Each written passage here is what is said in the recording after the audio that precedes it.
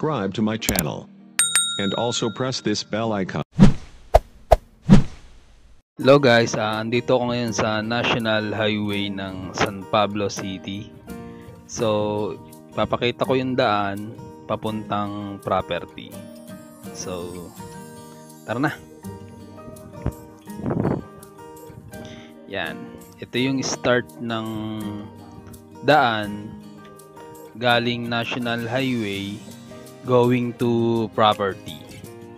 So guys, ang property tong pupuntahan natin na 11 hectares, 700 per square meter, then title po to. So maganda po to sa mga housing, mga ganun. So yan po. Yan po yung daan niya going to property. So kung makikita nyo, cemented road po siya. So, itong property to located to sa San Pablo City, Laguna. So, yan. Kita nyo po yung daan niya.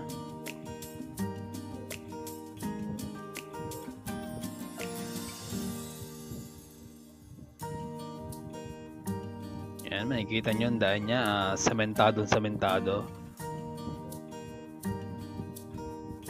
So, medyo binilisan ko na lang po yung video ko kasi mula dun sa National Highway hanggang property 4 minutes po siya. So, nasa 1 kilometer po or siguro wala pa po. Siguro 800 to 1 kilometer po yung layo niya. So, yan. Dito kakaliwa tayo. So, malapit na tayo dito sa property. So itong dinadaanan to, mga subdivision to, ginagawang subdivision. So yan siya. Ito talaga yung daan niya. So sa likod nito may daan din papuntang property, pero ito yung mas malapit na daan. So ito resort to, itong may mga pader na to. Yan siya, resort po yan. So start na dito yung property guys. Yan dito, yan to. Start na dito yung property, bandang kaliwa siya. So doon tayo titigil sa may bandang gitna lang. So ang frontage nito po nasa 300 meters yung lawak niya or haba. Yun po yung frontage niya. So dito tayo titigil sa bandang gitna ng property. So yan. Yan ang property. Makikita nyo, napakaganda, dikit na dikit po sa kalsada. Guys, ulitin ko, ang frontage na ito po nasa 250 to 300 meters, 'di ba? Napakahaba. So located to sa San Pablo City, Laguna. 11 hectares, 700 per square meter, then title po siya. So dito tayo mag-start. Hindi ko na masyado guys mapupuntahan yung medyo dulo kasi makapapansin nyo umaambo na kasi. So yan, makikita nyo, napakaganda dito sa unahan, may mga mangga. Sa bandang dulo nito guys, may nag-iisang bahay doon, yun yung pinaka rest house ng seller. Hindi ko na lang mapupuntahan kasi nga po naambo na ngayon eh. Dito medyo sumisilip yung summit ng bundok pero hindi ganun siya kakita. Kita nyo. So guys, kung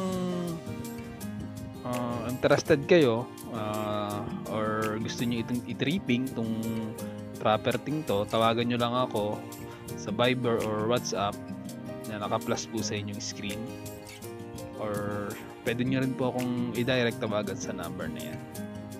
So yan, makikita nyo, dikit na dikit po talaga siya sa cemented road. So, ayan po siya.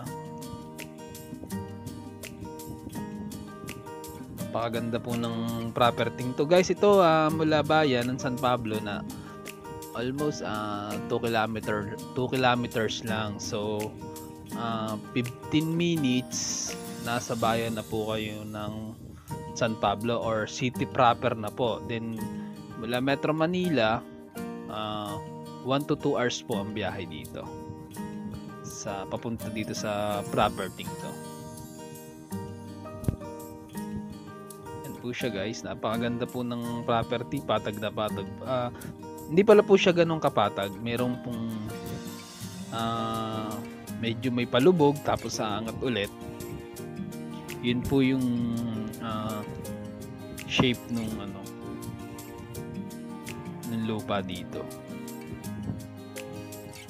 Yan, papakita ko sa inyo yung dito sa may gilid, yung sa kabila, para pasukin ko rin to ng kaunti para mas makita nyo yung medyo gitna ng property. So yan. So dito naman sa property to guys, may linya ng kuryente at tubig dito. Yan po siya. Then malapit to sa resort.